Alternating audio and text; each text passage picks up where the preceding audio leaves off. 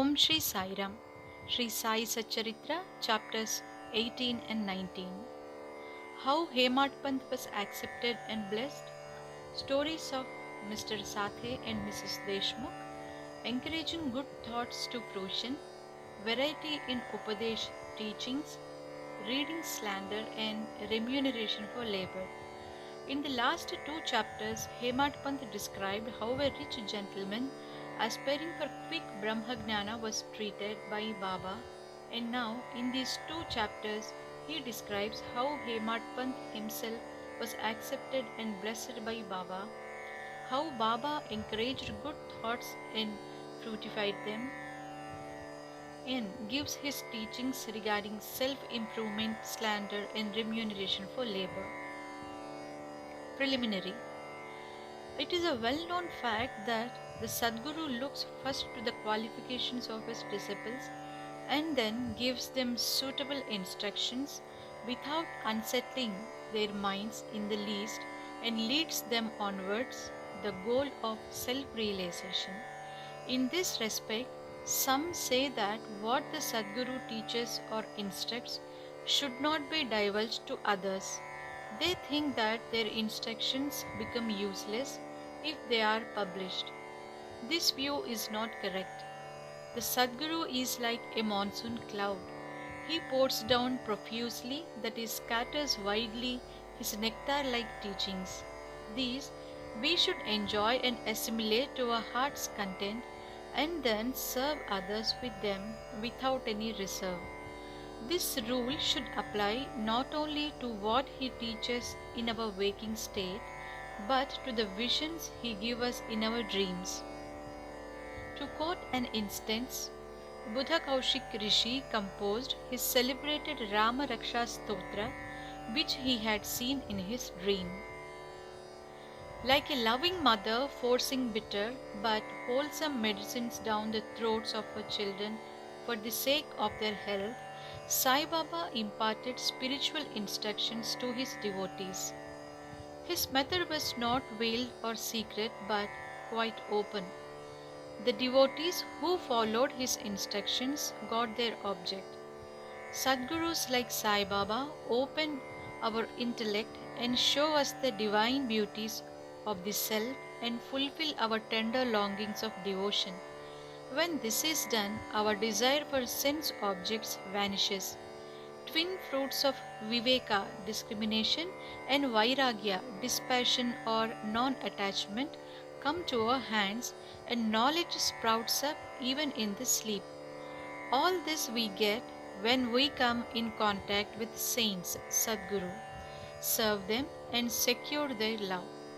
The Lord, who fulfills the desires of his devotees, comes to our aid, removes our troubles and sufferings, and makes us happy. This progress or development is entirely due to the help of the Sadguru, who is regarded as the Lord himself.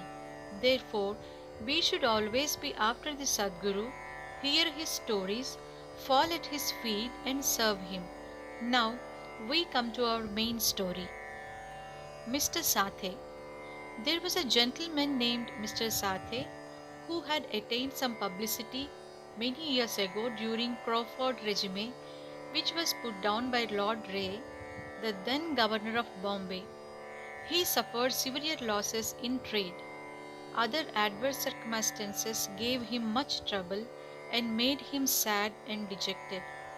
Being restless, he thought of leaving home and going out to a distant place. Man does not generally think of God, but when difficulties and calamities overtake him, he turns to him and prays for relief. If these evil actions have come to an end, God arranges his meeting with a saint who gives him proper directions regarding his welfare. Mr. Sathe had similar experience. His friends advised him to go to Shirdi, where so many people were flocking to get Sai Baba's darshan, for getting peace of mind and the satisfaction of their wants. He liked the idea, and at once he came to Shirdi in 1917. Seeing Baba's form, which was like eternal Brahma, self-luminous, spotless and pure, His mind lost its restlessness and became calm and composed. He thought that it was the accumulation of merits in his former births that brought him to the holy feet of Baba. He was a man of strong will.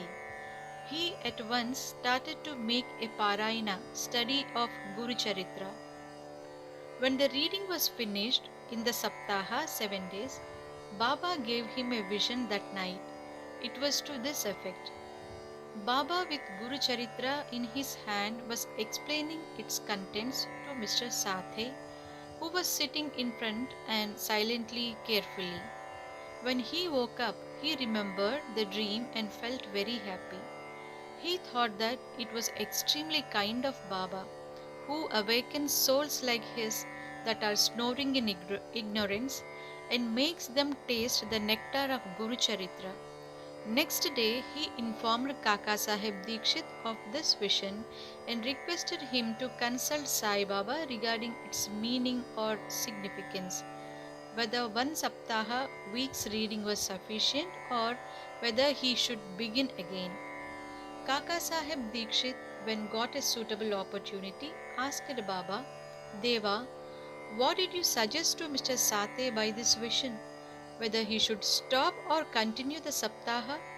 He is a simple devotee. His desire should be fulfilled and the vision explained to him, and he should be blessed. Then Baba replied, he should make one more Saptaha of this book. If his works be studied carefully, the devotees will become pure and will be benefited. The Lord will be pleased and will rescue him from the bondage of the mundane existence. At this time, Hemat Pant was present there. He was shampooing Baba's legs. When he heard Baba's words, he thought in his mind as follows, what? Mr. Sathe read for a week only and got a reward, and I am reading it for 40 years with no result. His 7 days stay here becomes fruitful, while my 7 years stay 1910 to 1917 goes for nothing. Like a chatak bird, I am ever waiting for the merciful cloud, Baba, to pour its nectar on me and bless me with his instructions. No sooner did this thought cross his mind, Baba knew it then and there. It was the experience of the Bhaktas that Baba read and understood all their thoughts, and that he suppressed the evil thoughts and encouraged the good ones. Reading Hemat Pant's mind, Baba at once asked him to get up, go to Shama Madhavrao Deshpande, get from him 15 rupees as dakshina. Sit and chit-chat with him for a while and then return. Mercy dawned in Baba's mind, and so he issued this order. And who could disobey Baba's order? Hemat Pant immediately left the masjid and came to Shama's house. He had just bathed and was wearing a dhotar. He came out and asked Hemat Pant, how is it that you are here now? It seems that you have come from the masjid. Why do you look restless and dejected? Why are you alone? Please sit and rest, while I shall just do my worship and return. In the meanwhile, you please take panvida, leaves and betel nuts, etc. Let us then have a pleasant chat.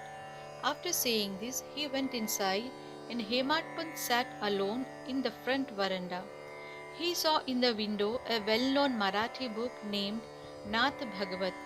This is a commentary by the Saint Eknath on the 11th Skanda chapter of the bigger Sanskrit work, the Bhagavat.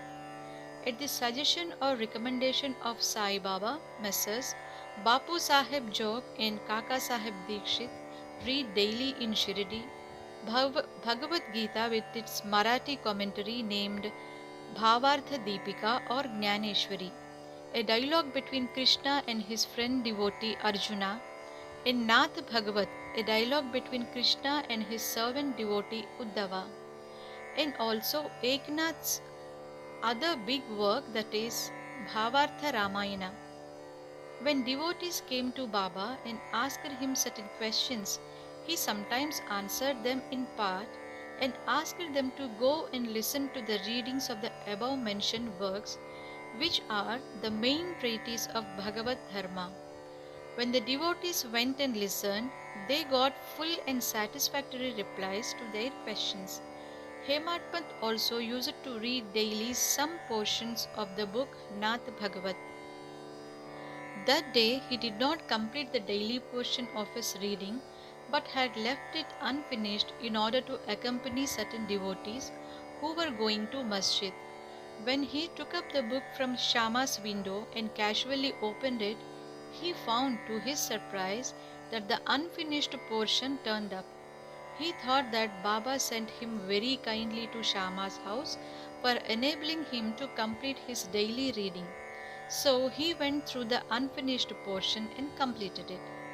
As soon as this was over, Shama, after doing his worship, came out and the following conversation took place between them. Hemat Pant, I have come with a message from Baba. He asked me to return with 15 rupees as dakshina from you, also to sit with you for a while and have a pleasant chit chat and then return to the masjid with you. Shama, with surprise, I have no money to give. Take my 15 namaskaras, bows, in lieu of rupees as dakshina to Baba. Hemat Pant, alright, your namaskaras are accepted. Now let us have some chit chat. Tell me some stories and leelas of Baba which will destroy our sins. Shama, then sit here for a while. Wonderful is the sport leela of this god Baba. You know it already. I am a village rustic, while you are an enlightened citizen. You have seen some more leelas since your coming here. How should I describe them before you? Well, take these leaves, betel nuts, and chunam, and eat the pan vida while I go in, dress myself, and come out. In a few minutes, Shama came out and sat talking with Hemat Pant. He said, the Leela of this god, Baba, is inscrutable. There is no end to his Leelas. Who can see them? He plays with his Leelas, still he is outside of unaffected by them. What do we rustics now? Why does not Baba himself tell stories? Why does he send learned men like you to fools like me? His ways are inconceivable. I can only say that they are not human. With this preface, Shama added, I now remember a story which I shall relate to you. I know it personally. As a devotee is resolute and determined, so is Baba's immediate response. Sometimes Baba puts the devotees to severe test and then gives them Upadesh instructions. As soon as Hemat Pant heard the word Upadesh, a flash of lightning crossed through his mind. He at once remembered the story of Mr. Sate's Guru Charitra reading and thought that Baba might have sent him to Shama in order to give peace to his restless mind. However, he curbed this feeling and began to listen to Shama's stories. They all showed how kind and affectionate Baba was to his devotees. Hemat Pant began to feel a sort of joy while hearing them. Then Shama began to tell the following story. Mrs. Radhabai Deshmukh. There was an old woman by name Radhabai. She was the mother of one Kashaba Deshmukh. Hearing Baba's fame, she came to Shirdi with the people of Sangamner. She took Baba's darshan and was much satisfied. She loved Baba intimately and resolved in her mind that she should accept Baba as her guru and take some upadesh from him. She knew nothing else. She determined to fast herself unto death so long as Baba did not accept her and give her any upadesh or mantra. She stayed in her lodging and left off taking any food or water for 3 days. I was frightened by this ordeal of the old woman and interacted with Baba on her behalf. I said, Deva, what is this you have started? You drag so many persons here. You know that old lady. She is very obstinate and depends on you entirely. She has resolved to fast unto death if you don't accept and instruct her. If anything worse happens, people will blame you and say that Baba did not instruct her and consequently she met her death. So take some mercy on her, bless her and instruct her. On seeing her determination, Baba sent for her, changed the turn of her mind and addressing her as follows. O mother, why are you subjecting yourself to unnecessary tortures and hastening your death?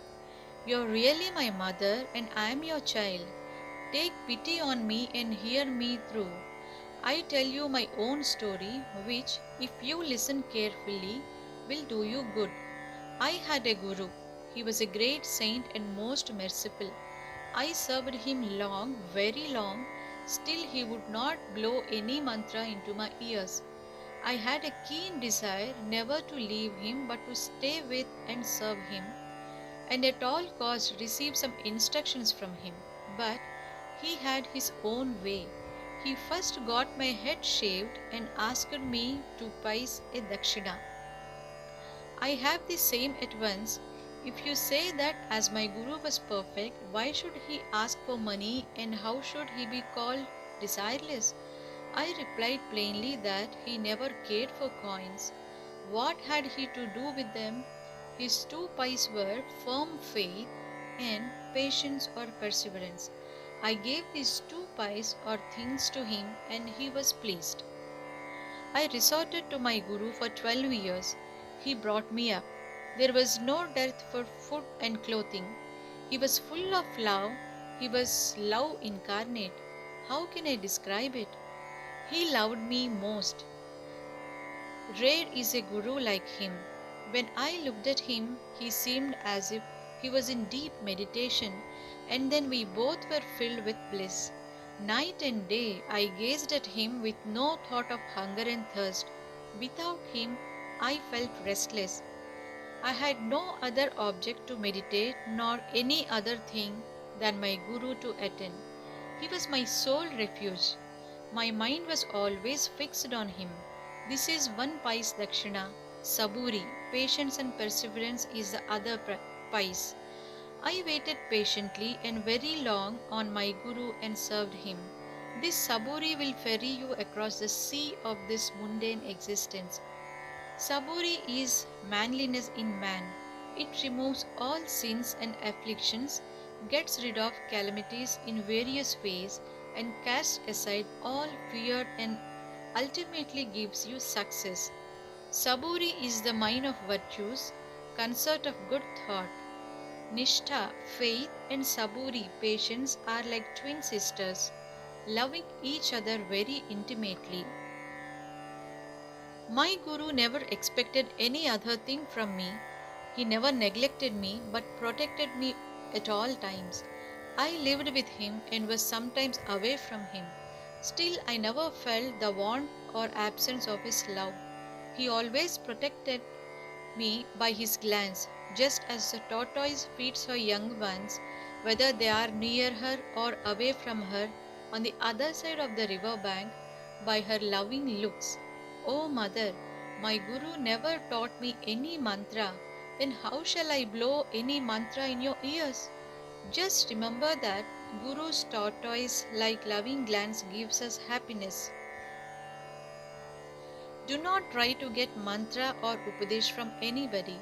Make me the sole object of your thoughts and actions, and you will no doubt attain Paramartha, the spiritual goal of life. Look at me wholeheartedly, and I in turn look at you similarly. Sitting in this masjid, I speak the truth, nothing but the truth. No sadhanas, no proficiency in the six shastras are necessary. Have faith and confidence in your Guru. Believe fully that Guru is the sole actor and doer. Blessed is the one who knows the greatness of his Guru and thinks him to be Hari, Hara, and Brahma, Trimurti incarnate. Instructed in this way, the old lady was convinced. She bowed to Baba and gave up her fast. Hearing this story carefully and attentively, and marking its significance and appropriateness, Hemat Pant was most agreeably surprised. Seeing this wonderful Leela of Baba, he was moved from top to toe. He was overflowing with joy, his throat was choked, and he was not able to utter a single word. Shama, on seeing him in this condition, asked him, "What is the matter with you? Why are you silent? How many innumerable Leelas of Baba shall I describe?" Just at that time, the bell in the masjid began to ring, proclaiming that the noon worship and arti ceremony had begun. Therefore, Shama and Hemat Pant hurried to the masjid. Bapu Sahib Jog had just started the worship. Women were up in the masjid and men were standing below in the open courtyard, and they were all loudly singing the arti in chorus to the accompaniment of drums. Shama went up, pulling Hemat Pant with him. He sat to the right and Hemat Pant in front of Baba. On seeing them, Baba asked Hemat Pant to give the dakshina brought from Shama. He replied that Shama gave namaskaras in lieu of rupees and that he was there in person. Baba said, "All right, now let me know whether you both had a chit chat, and if so, tell me all that you talked about." Not minding the sounds of the bell, the drum, and the chorus songs, Hemat Pant was eager to tell what they had talked and started to narrate it. Baba was also anxious to hear, and so he left the bolster and leaned forward. Hemat Pant said all that they have talked about was very pleasant, and that especially the story of the old lady was most wonderful, and that on hearing it he thought that his Leela was inexplicable, and under the guise of that story he really blessed him. Baba then said, "Wonderful is the story. How were you blessed? I would like to know everything in detail from you, so tell me all about it." Then Hemat Pant related in full the story which he had heard a little while before and which had made a lasting impression on his mind. Hearing this, Baba was much pleased and asked him, "Did the story strike you and did you catch its significance?" He replied, "Yes, Baba, the restlessness of my mind have vanished and I have got the true peace and rest and come to know the true path." Then Baba spoke as follows: "My method is quite unique. Remember well this one story and it will be very useful. To get the knowledge, realization of the self, dhyana, meditation is necessary. If you practice it continuously, the vrittis, thoughts will be pacified. Being quite desireless, you should meditate on the Lord who is in all the creatures, and when the mind is concentrated, the goal will be achieved. Meditate always on my formless nature, which is knowledge incarnate, consciousness, and bliss. If you cannot do this, meditate on my form from top to toe as you see here night and day. As you go on doing this, your vrittis will concentrate on one point at the distinction between the dhyata, meditator, dhyana, act of meditation, dhyaya, this meditation upon, will be lost, and the meditator will be one with the consciousness and be merged in the Brahman. The mother tortoise is on bank of the river and her younger ones are on the other side. She gives neither milk nor warmth to them. Her mere glance gives them nutrition. The young ones do nothing but remember, meditate upon their mother. The tortoise glance is to the young ones a downpour of nectar, the only source of sustenance and happiness. Similar is the relation between the Guru and disciples. When Baba uttered these last words, the chorus of the Arati song stopped and all cried out loudly in one voice, "Victory be to our Sadguru Sai Maharaj, who is existence, knowledge and bliss." Dear readers, let us imagine that we are at this time standing amongst the crowd in the masjid, and let us join them in this Jai Jaikar. After the Aarti ceremony was over, Prasad was distributed. Bapu Sahib Jog advanced as usual, and after saluting Baba, gave into his hand a handful of sugar candy. Baba pushed all this quantity into the hands of Hemat Pant and said to him, "If you take this story to heart and remember it well, your state will be sweet as the sugar candy. All your desires will be fulfilled and you will be happy." Hemat Pant bowed before Baba and implored, "Do favor me like this, bless and protect me always." Baba replied, "Hear this story, meditate on it and assimilate its spirit. Then you will always remember and meditate on the Lord, who will manifest himself to you." Dear readers, Hemat Pant got prasad of sugar candy then, and we now get the prasad of sugar candy or nectar of this story. Let us drink it to our heart's content, meditate on it and assimilate it, and be strong and happy by Baba's grace. Amen. Towards the end of the 19th chapter, Hemat Pant had dealt with some other matters which are given below. Baba's advice regarding our behavior. The following words of Baba are general and invaluable.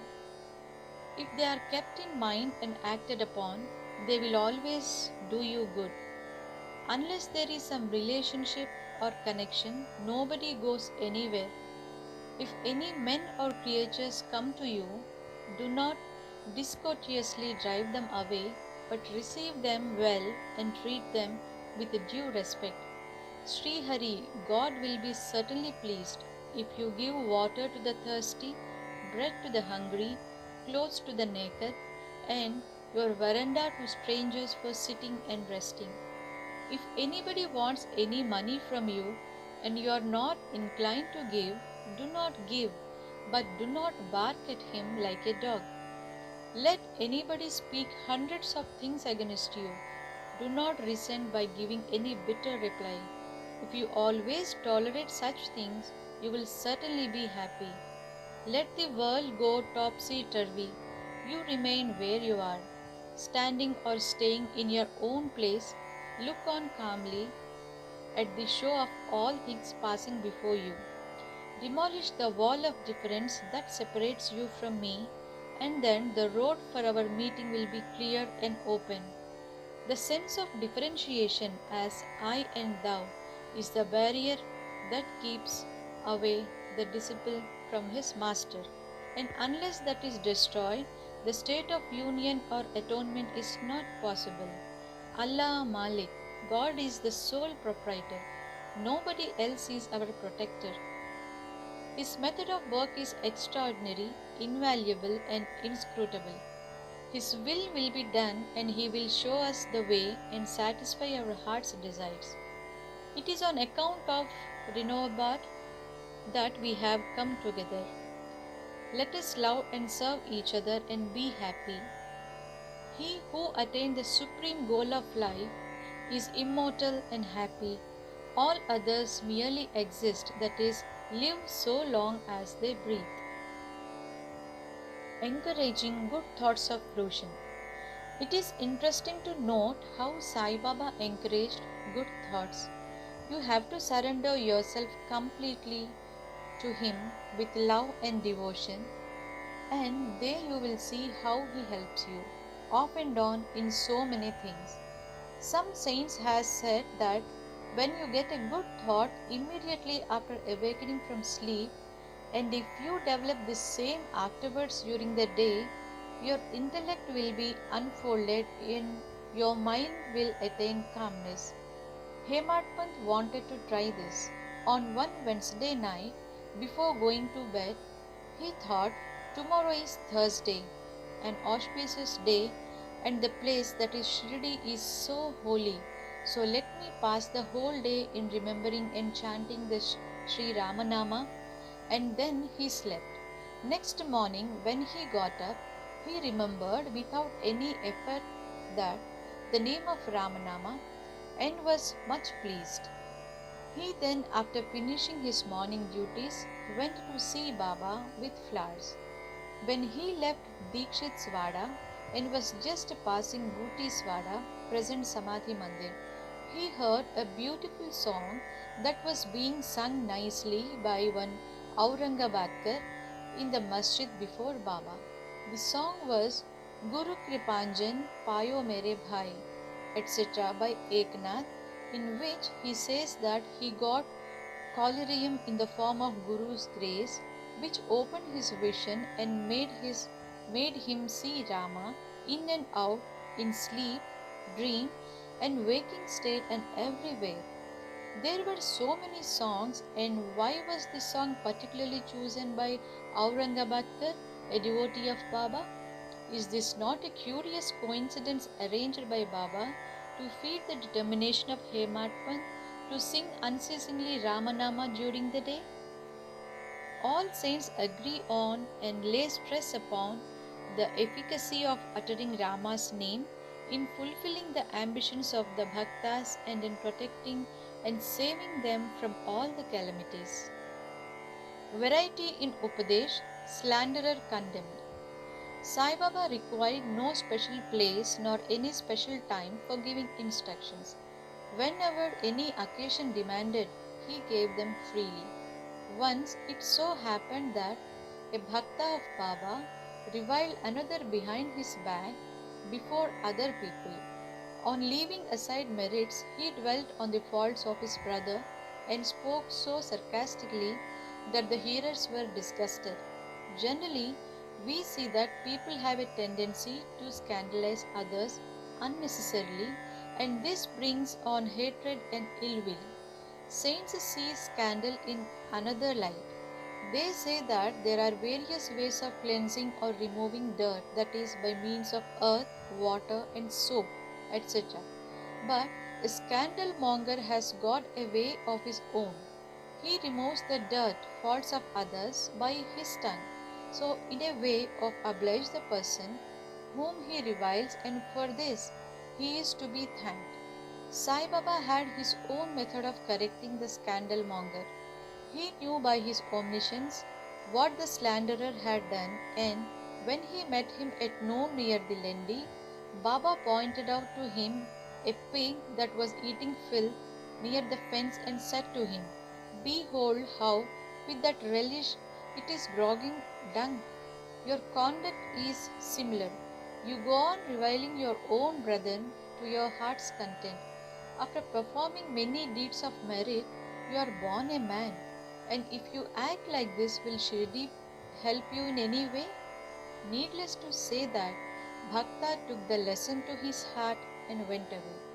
In this way, Baba went on giving instructions whenever necessary. If these are born in our minds and acted upon, the spiritual goal realization is not far off. There is a proverb which says, "If there be my Hari, Lord, he will feed me on my cot." This proverb is only true in respect of food and clothing, but if anyone trusting in this sits quiet and does nothing in spiritual matters, he will be ruined. One has to exert himself to his utmost for attaining self realization. The more he endeavors, the better for him. Baba said that he was omnipresent, occupied land, air, country, world, light, and heaven, and that he was not limited. To remove the misunderstanding of those who thought that Baba was only his body, 3 cubits and a half in length, he incarnated himself in this form, and if any devotee meditated on him day and night with complete self-surrender, he experienced a complete union without any difference with him, like sweetness and sugar, waves and sea, ice and its luster. He who wants to get rid of the cycle of births and deaths should lead a righteous life with this mind calm and composed. He should always engage himself in good actions, should do these duties and surrender himself, heart and soul, to him. He need not then be afraid of anything. He who trusts him entirely, hears and expounds his leelas, and does not think of anything else, is sure to attain self-realization. Baba asked many to remember his name and to surrender to him, but to those who wanted to know who they were, "Who am I?" inquiry, he advised, Shravanam study, and Mananam meditation.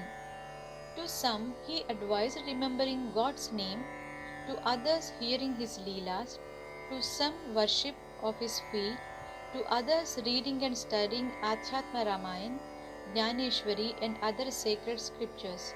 Some he made sit near his feet, some he sent to Kandoba's temple, and some he advised the repetition of the 1,000 names of Vishnu, and some the study of Chandogya Upanishad and Gita. There were no limit, no restriction to his instructions. To some, he gave them in person, to others by vision in dreams. To one addicted to drink, he appeared in his dream, sat on his chest, pressed it, and left him, after he gave a promise not to touch liquor anymore. To some, he explained some mantras like Gurur Brahma in dreams. To some devotee who was practicing Hatha Yoga, he sent word that he should leave off Hatha Yoga practices, sit quiet and wait, Saburi. It is impossible to describe all his ways and methods.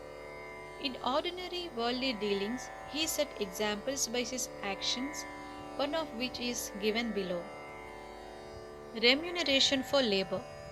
One day at noon, Baba came near Radha Krishna Mai's house and said, "Bring me a ladder." Some men brought it and set it against a house as directed by Baba.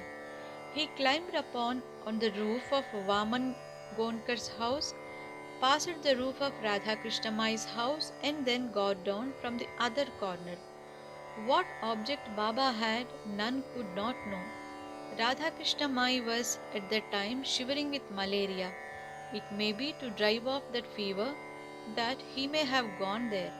Immediately after getting down, Baba paid rupees 2 to the persons who brought the ladder.